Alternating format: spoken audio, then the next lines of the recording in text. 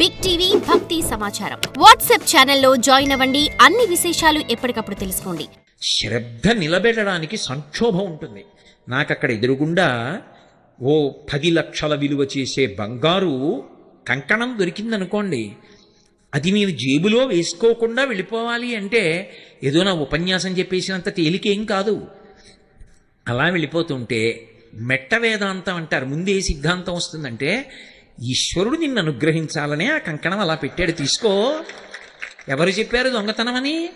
నీకు ఇవ్వాలనుకున్నాడు కాబట్టి అక్కడ నీకు కనపడేటట్టు చేశాడు. బుద్ధిహీనుడా వదిలిపెడతామే అంటుంది.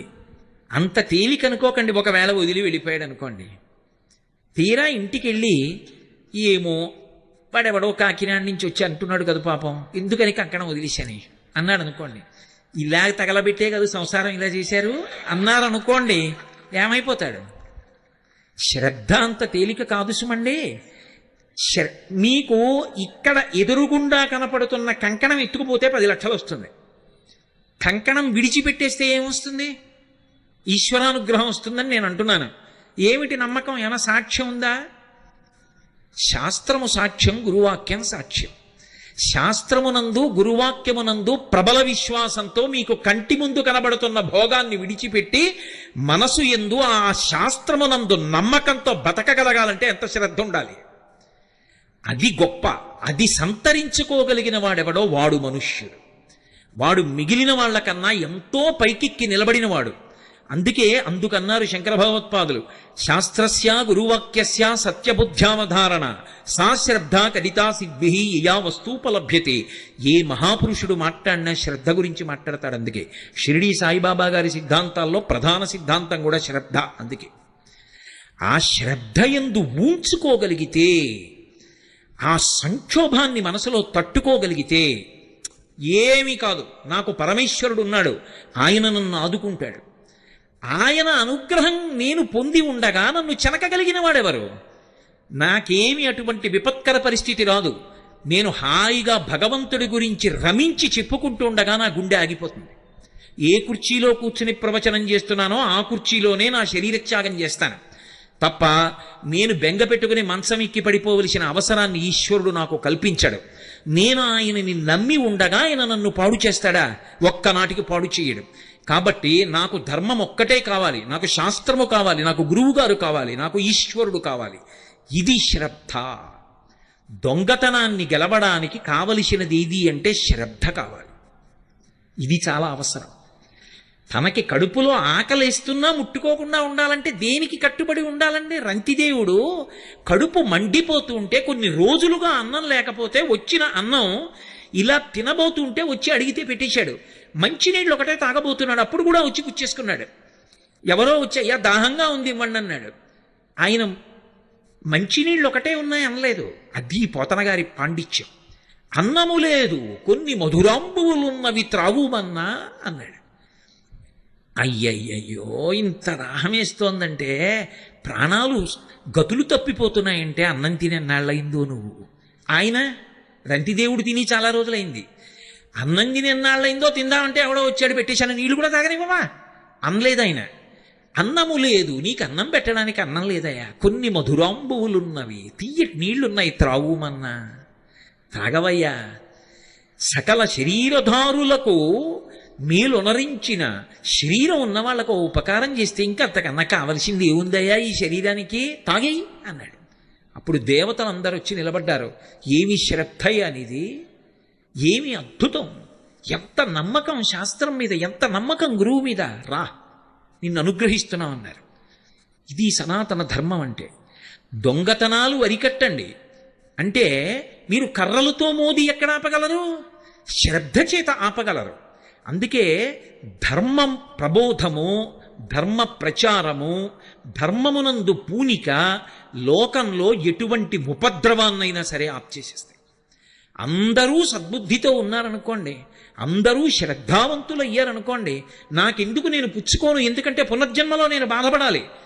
కంచికామకోటి పీఠాధిపత్యం వహించిన మహాపురుషులు, అపర శంకరులు, పరమశివావతారులు, సన్యాస ధర్మాన్ని 100కి 100 పాళ్ళు పాటించిన మహాపురుషులు, ప్రాతస్మరణీయులు. చంద్రశేఖరేంద్ర సరస్వతి మహాస్వామి వారు ఒకప్పుడు దేశాంతరంలో పర్యటన చేస్తుంటే శుద్ధ పల్లెటూరులో ఉన్నారు. ఆయన పల్లెటూరులో ఒక పాకలో కూర్చుని అనుష్ఠానం చేసుకుంటూ విదేశాల నుంచి వచ్చినటువంటి ఒక వనిత వచ్చి గడపకి అవతల వైపు నిలబడింది. నిలబడి ఆవిడ ఒక ప్రశ్న వేసింది. ఆవిడంది, పునర్జన్మ సిద్ధాంతము సత్యము అని మీరు నిరూపించగలరా అంది. ఆయన నవ్వి ఏమీ మాట్లాడలేదు. ఆవిడ అలాగే నిలబడింది. ఒక అరగంట పోయిన తర్వాత ఒక అంతేవాసిని పిలిచారు. ఇక్కడికి దగ్గరలో ఒక ప్రసూతి కేంద్రం ఉంది, ఈవిడిని ఇవాళ అంతా వెళ్ళక్కడ కూర్చోమ్మనండి, రేపు ఉదయం 10 గంటలకి నా దగ్గరికి రమ్మనండి, ఎక్కడెక్కడ ఎవరికి ఏ పిల్లలు పుట్టారో వ్రాసుకుని రమ్మనండి అన్నారు. ఆవిడికి అర్థం కాలే నేను అడిగిన ప్రశ్న ఏమిటి, ప్రసూతి కేంద్రం ఏమిటి అని. ఆవిడ వెళ్ళి కూర్చుంది. మర్నాడు 10 గంటలకు వచ్చింది. ఏమైందో చెప్పమను అన్నారు. ఆ హాస్పిటల్లో ఉన్నవి 10 గదులు, అందులో 4 మంచి శీతల గదులు అంటే ఏసీ రూమ్స్, 6 సామాన్యమైన గదులు.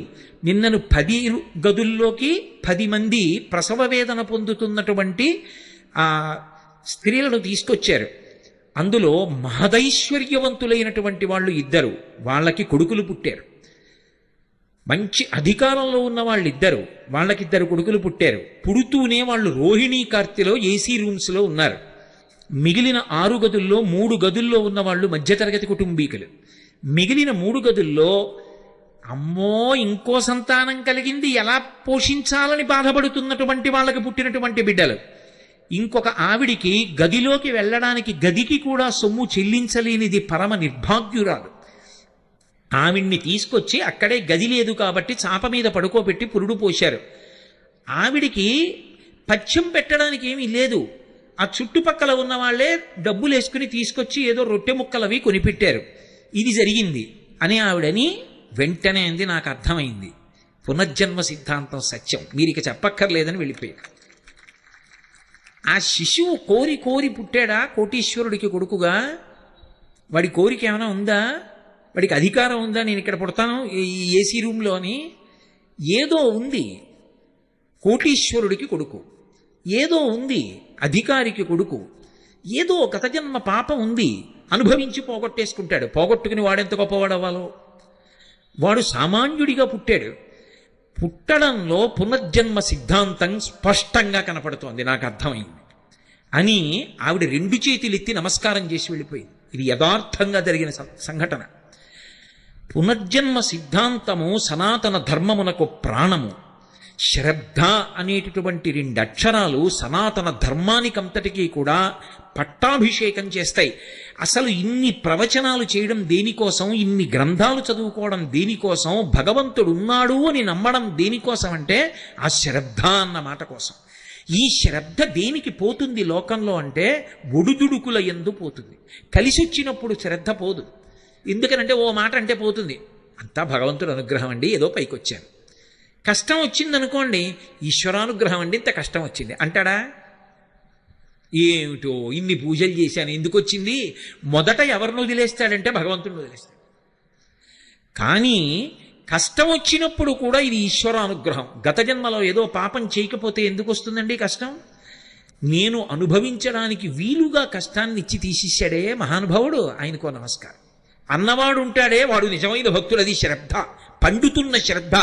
అందుకే దూర్జట్ అంటాడు, లోకుల్లంగని మెచ్చని అలుగని లోలోన నిండించని చీకాకున్బడని మహాత్ముడనని జేలొగ్గని మూకీభావమునం తిట్టని త్రోయని నీ కారుణ్యము కలిగి ఉండినను అంతే చాలునో శంకర. ఒకనాడు లోకులు నన్ను కని పొగుడుతారు, ఒకనాడు నన్ను ద్వేషిస్తారు, ఒకనాడు పూలదండలేస్తాడు, ఒకనాడు రాయి పెట్టి కొడతాడు, ఒకనాడు ఆయనంత గొప్పవాడు ఎక్కడున్నాడంటాడు, ఒకనాడు ఆయనంత దుర్మార్గుడు ఎక్కడున్నాడండి అంటారు. ఎవరు ఏమనని నేను మాత్రం అలా ఎవరినీ బాధ పెట్టాలని కాదు, నేను నీ గురించి చెప్పుకుంటూ వెళ్ళిపోవాలి. అవి అన్నీ నాకు భూషణములు అనుకోవాలి. అది భక్తుడికి ఉండాలి, అదే భగవంతుడికి ఉంటుంది లక్షణం. అందుకే రావణాసురుడు శివుణ్ణి స్తోత్రం చేస్తూ సుహృద్విపక్షపక్షయో తృణారవింద చక్షుషో ప్రజామహీ మహేంద్రయో సమప్రవర్తయన్మన కదా సదాశివం భజే అంటాడు. ద్వంద్వాతీతుడు పరమేశ్వరుడు.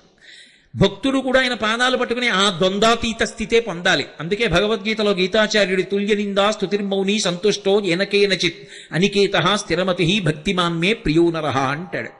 ఎవరు ఆ ద్వంద్వములను దాటగలుగుతాడో వాడు శ్రద్ధయందు పండినవాడు. అసలు మనుష్య జీవితానికి ఉండవలసిన ప్రథమ లక్షణం ఇది అంటే ఆ శ్రద్ధ.